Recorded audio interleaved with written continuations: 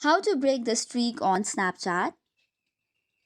Hello everyone, and let's get started. If you want to break the streak on Snapchat immediately, there is no such direct way or an option to do it.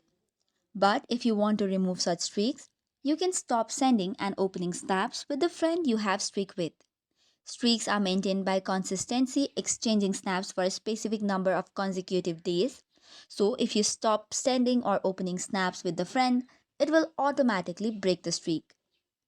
Once you go without sending or opening snaps with a friend for 24 hours, the streak will be lost as well. Although there will be an option to restore the streak for once for free, however, if you do not restore it as well, it will be permanently gone.